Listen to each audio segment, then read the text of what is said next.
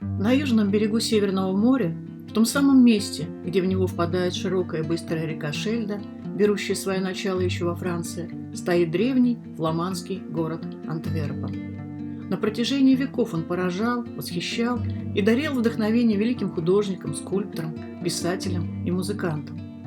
Историческая уникальность Антверпена в небывалом переплетении стилей и эпох, застывших в единой гармонической архитектурно-пространственной композиции.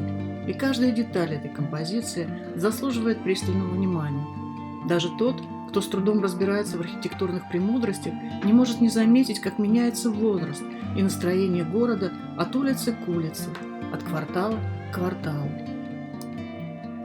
Готический собор Нотр-Дам был построен в 1530 году. Потребовалось почти 2 столетия, чтобы закончить строительство этого прекрасного сооружения. В дни праздничных богослужений собор вмещает несколько тысяч горожан. Все внутреннее убранство, стрельчатые своды, рельефные колонны и другие объемные формы выполнено из мрамора. Венец этого великолепия – творение кисти великого Рубенса над алтарем. На верхней галерее, что над входом в собор, старинный орган. Здесь когда-то играл юный Моцарт, путешествовавший по Фландрии с отцом.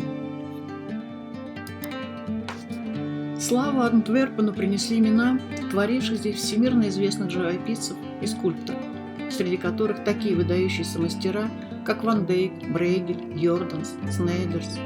Но Антверпен все же в первую очередь известен как город Питера Пауля Рубенса, который провел здесь большую часть своей жизни. Антверпенцы знают толк в еде и напитках и считают их частью искусства жить. В городе практически нет просто забегаловок, и даже в самых недорогих кафе все, от интерьера до качества блюд, на превосходном уровне.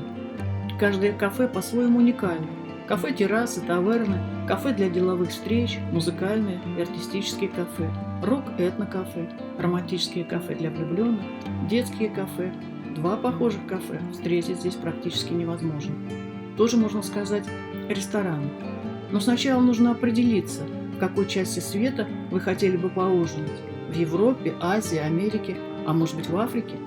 Ведь в местных ресторанах можно отведать национальные блюда любой страны мира, даже из самых экзотических уголков планеты.